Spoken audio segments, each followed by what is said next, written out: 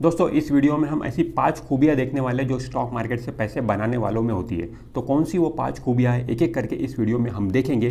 तो दोस्तों पहली जो खूबी होती है स्टॉक मार्केट से पैसे बनाने वालों में वो ये होती है कि वो ब्लाइंडली कभी भी किसी की टिप्स फॉलो नहीं करते हैं। ठीक है, मतलब ऐसा नहीं होता है कि किसी ने उनको टिप्स दे दिया ये शेयर आप खरीद लो, उन्होंने खरीद लिए, ऐसा कभी नहीं होता है। वो भले ही सुनेंगे सबकी बट करेंगे अपने मन की। वो टिप्स जरूर ले लेंगे, ठीक है, किसी की रिकमेंडेशन जरूर ले लेंगे, बट उनकी रिकमेंडेशन पर वो अपनी रिसर्च एंड स्टडी अप्लाई करते हैं। और अपनी रिसर्च एंड स्टडी अप्लाई करने के बाद अगर उन्हें लगता है कि वो शेयर खरीदना चाहिए तभी वो शेयर खरीदते। ऐसा नहीं होता है कि ब्लाइंडली किसी ने बोल दिया और उन्होंने खरीद लिए, ऐसा नहीं होता है। और दोस्तों हम क्या करते हैं कि हम तो टिप्स के भरोसे ही बैठे रहते हैं। हम यही देखते रहते हैं कि कहाँ से हमें टिप्स मिलती है और हम शेयर खरीदेंगे। ठीक है, हमें टिप्स मिलने के बाद ही हम शेयर खरीदते हैं। हम टीवी से टिप्स लेते हैं, ठीक है, फिर उसके बाद में एडवाइजरी फर्म होती है वहाँ से टिप्स लेते हैं, इंदौर वाले फ़ोन करके आपको टिप्स देते हैं। तो हम उसी के लिए बैठे रहते हैं कि कहाँ से हमको टिप्स मिलेंगी और हम शेयर खरीदेंगे। तो ऐसा नहीं करना है दोस्तों।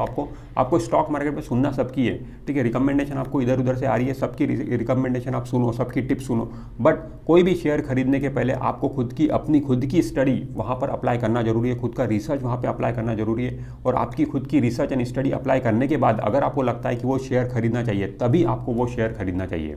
दोस्तों दूसरी खूबी स्टॉक मार्केट से पैसे बनाने वालों में ये होती है कि वो हमेशा लर्नर होते हैं, वो हमेशा स्टूडेंट होते हैं। वो कभी भी अपने आप को स्टॉक मार्केट का एक्सपर्ट नहीं समझते, भले ही वो कितना भी पैसा उन्होंने स्टॉक मार्केट से बना लिया होगा, बट तभी भी वो अपने आप को लर्नर ही मानते हैं, वो अपने आप को स्टूडेंट ही मानते हैं। वो हर दिन स्टॉक मार्केट से कुछ ना कुछ सीखते रहते हैं, ठीक है, वो सीखने में ज़्यादा बिलीव करते हैं। वो कभी भी अपने आप को एक्सपर्ट नहीं बोलते हैं।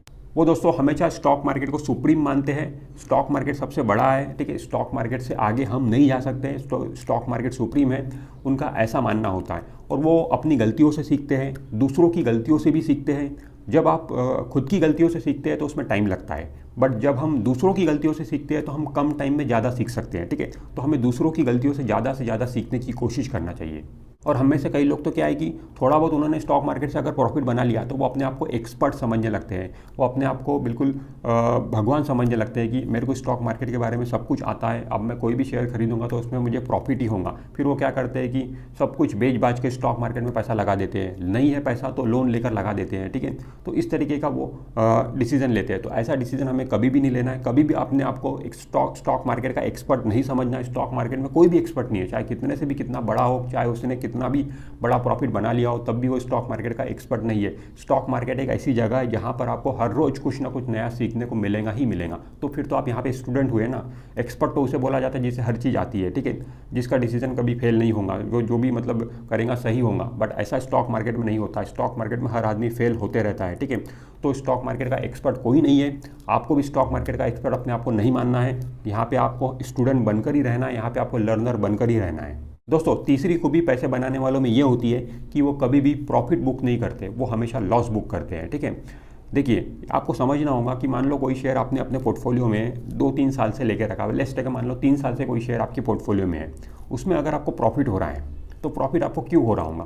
प्रॉफिट आपको इसीलिए हो रहा है क्योंकि कंपनी अच्छी है, कंपनी के फंडामेंटल्स अच्छे हैं, इसीलिए वो आपको 3 साल में मतलब थोड़ा बहुत लॉन्ग टर्म हम बोल सकते हैं उसमें आपको प्रॉफिट दे रही है। ठीक है, और मान लो दूसरा कोई शेयर है जो वो भी 3 साल से आपके पोर्टफोलियो में, उसमें आपको लॉस हो रहा है। अब आपको उसमें लॉस क्यों हो रहा होगा? 3 साल से आपके पोर्टफोलियो में लॉस क्यों हो रहा होगा? ऑब्वियसली कंपनी के कुछ फंडामेंटल्स में कुछ ना कुछ प्रॉब्लम होगा, तभी आपको लॉस हो रहा है, मतलब कंपनी में कुछ ना कुछ प्रॉब्लम है।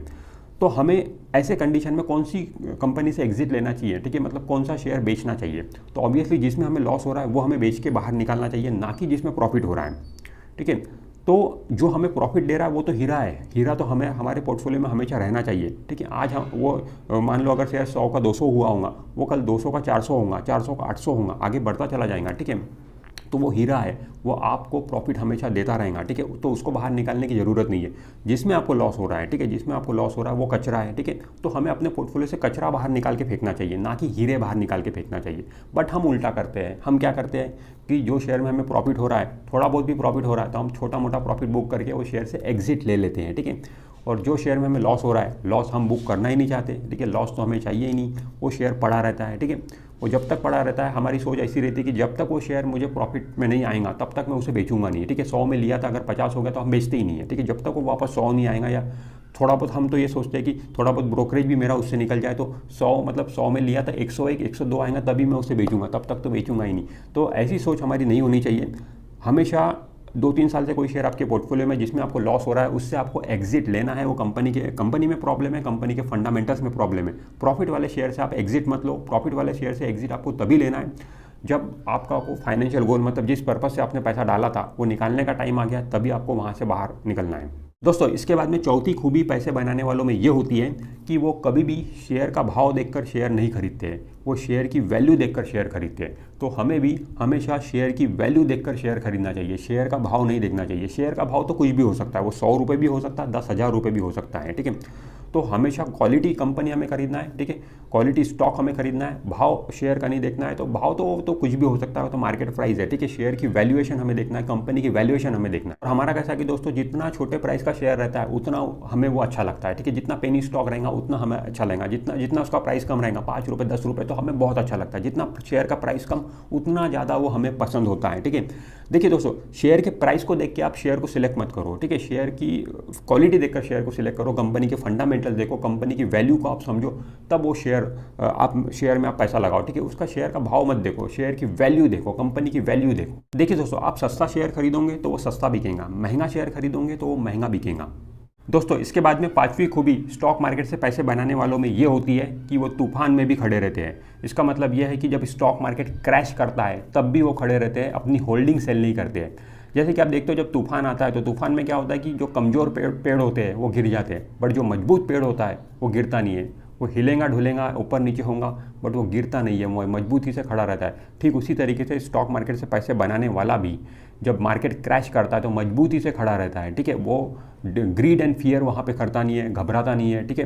वो मजबूती से खड़ा रहता है, वो अपनी होल्डिंग सेल नहीं करता है। स्टॉक मार्केट क्रैश कर गया, हो सकता है उसका पोर्टफोलियो आधा भी हो गया, तो बट वो फिर भी हिम्मत करके टिका रहता है वहाँ पे, अपनी होल्डिंग सेल नहीं करता है, बल्कि वो और अपॉर्चुनिटी देखता है कि स्टॉक मार्केट क्रैश में जो क्वालिटी कंपनी है उनके प्राइस आधे हो गए कुछ, तो वो नीचे के प्राइस पे उसे लेने की कोशिश करता है। तो इस तरीके की अपॉर्चुनिटी की तलाश एक अच्छा निवेशक करता है। देखिए दोस्तों, ये तो स्टॉक मार्केट का स्वभाव है कि वो ऊपर नीचे होगा, वॉलेटिलिटी ये तो स्टॉक मार्केट का स्वभाव है, वो हमेशा ही ऊपर नीचे होते रहता है। बट कभी कभी क्या है कि बहुत ज़्यादा क्रैश भी कर जाता है। तो उस क्रैश के केस में आपको ये नहीं समझना है कि मेरा तो पैसा स्टॉक मार्केट में पूरा डूब गया है, ठीक है, मैं बर्बाद हो गया, ऐसा नहीं सोचना है आपको, ठीक है।